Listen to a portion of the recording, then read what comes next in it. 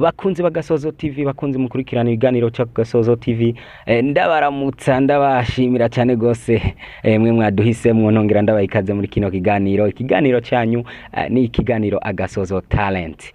Nkuko mubimenyereye kino kiganiro tubabwira amakuru agiye atandukanye avugwa muri entertainment y'u Burundi, aho usanga rero hari bishasha ndetse namwe mukabasha kubironka ku mwanya mbere, amakuru abatohojwe kabisa nogira nti fresh sana. Nkuko mwamaze kuvyumva rero ni jewe Babu Derlene nzima ngira ndabashikirize ano makuru avugwa muri industry ya +257. Ano makuru reka ndababwire ko aza kubashingiye cyane ku bushimwe bwatanzwe nogira nti muri iyo weekend iheze, aho hashoboye gutangwa ubushimwe bwa platform show hano mu Burundi. Hongera haratangwa ubushimwe bwa Karisimbi Entertainment Award hariya mu gihugu cy'u Rwanda. Yes kabisa, reka ntangurire ngaha kwa DramaT. DramaT yarahawe agashimwe ka East African Artist of the Year, agahawe na Karisimbi event hariya mu gihugu cy'u Rwanda. Ako gashimwe nogira nti gatangwa muri cadre ya Karisimbi Entertainment Award. Ako gashimwe reka kaba kahawe DramaT ni mu gihe hano mu Burundi naho hari ko hatangwa ubushimwe bwa platform show bugiye butandukanye. Aha ndavuga ndaza kubabwira ubushimwe abaririmbyi bakeyi bashoboye gutahukana ubushimwe mw'iyo platform show. Reka mpere kuri uno muririmbyi nogira nti ni umulegend kizigenza kabisa w'umuziki, ni Big Fizzo. Big Fizzo hano yarashoboye kuronka agashimwe k'umuririmbyi w'umwaka. Nogira nti ni umuririmbyi yatowe nka Artist of the Year muri uno mwaka wa 2023. Tuvuye kuri Big Fizzo, reka tinja kuri Monia Fleur. Monia Fleur mu gihe tuzi ko muno mwaka ariho yasohora indirimbo Faible ayikoranye na Big Fizzo. Ino ndirimbo nayo muri platform show yashoboye gutahukana agashimwe ka best collaboration, indirimbo Faible ya Monia Fleur ari kumwe na Big Fizzo. Ino ndirimbo ni indirimbo yavugishije abantu benshi cyane, narijya uno muririmbyi Monia Fleur yarahejeje gusohora indirimbo High, maze Big Fizzo kabisa yumva ati uno mwana ari na talent kabisa, na wamwemerera collabo ariyo yaciva mu ino ndirimbo Faible. Vyumvikane ko yari indirimbo vyukuri yakoranwe ubuhinga, ikaba yakorewe na hariya muri Bantu Boy. Biboneka ko vyukuri kuba yatwaye agashimwe ka best collaboration, bigaragara ko vraiment ino ndirimbo bari bayiteguriye kandi abantu bari bayishimye cyane. Ino collabo twabamenyesha ko ari collabo yaririndiriwe cyane muri uno mwaka muri industry ya +257.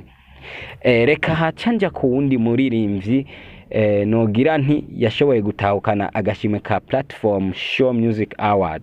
Onao ni Diamond Platnumz kuvaria mu gihugu cha Tanzania.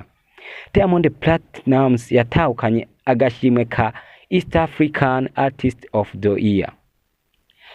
Hano rero bamwe n'abandi baravuga bati ubushimwe bwatangiwe hano mu Burundi, agashimwe k'umuririmbyi wa mbere muri East Africa hano mu Burundi kahawe umunyamahanga Diamond Platnumz, mu gihe mu Rwanda naho ako gashimwe nyene kahawe umurundi. Hare bamwe bakacabibaza bati kubera iki mu Burundi batagahaye DramaT nyene yari yakaronse mu Rwanda? Mbega ivyo barabiye ko vyoba vyari bimwe cyane? Mbega hagati ya DramaT na Diamond Platnumz ninde vyukuri yabaye umuririmbyi w'umwaka muri East Africa?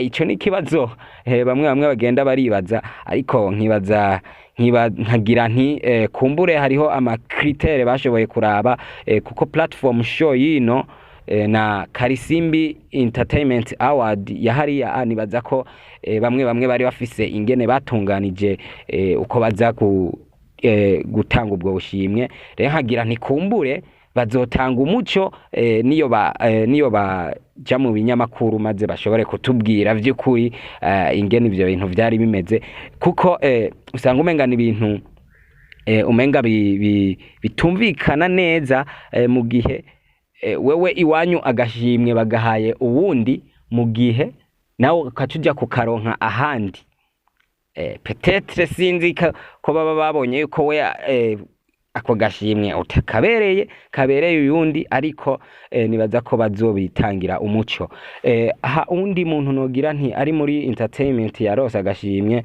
ni uno muhinyanyuzi w'amasanamu Joell Elart sagaseseshwa rumuri yaragaragaye cyane yuko yakoze gose muri uno mwaka aho yakoze indirimbo zitandukanye nyinshi aho mbere aheruka no gukora amasanamu y'indirimbo ni Forever ya Deben indirimbo yamaze no gukwiza 1 million views boneka ko Joell Elart wanashima ngaho hakujya arakorana gose n'abaririmbyi baho bikagaragara ko uno mu director ariko vyukuri aravyitwaramwo neza niko guca aronka agashimwe ku mu director w'umwaka. Ndabona uwundi muhinyanyuzi Joell hariya muri Kuza Music nawe yaronse agashimwe ka producer of the year umuhinyanyuzi w'umwaka. Rero Joell nawe nyene twabamenyesha yuko indirimbo nyinshi indirimbo zose za DramaT niwe yazikoze indirimbo nka Madame indirimbo Temporize indirimbo zahitinze zose za DramaT Joell yarazikoze. Joell aramaze gukora indirimbo zigiye zitandukanye gose z'abaririmbye banakomeye cyane hano mu gihugu cyacu ndetse naho hakujya aho rero nogira nti nuno musore wo muri Kuza Music afise talent by'ukuri ikomeye inagaragara cyane muri industry ya +257 ngabo rero abantu nashoboye kubegeraniriza amakuru yabo ku Bushimwe bashoboye kuronka uno mwaka haba hano iwacu ndetse no mu mahanga nkaba ndabashimiye cyane rero mwebwe mwese muguma mukurikirana ibiganiro vya Agasozo TV muwandanye mudukurikirana ciao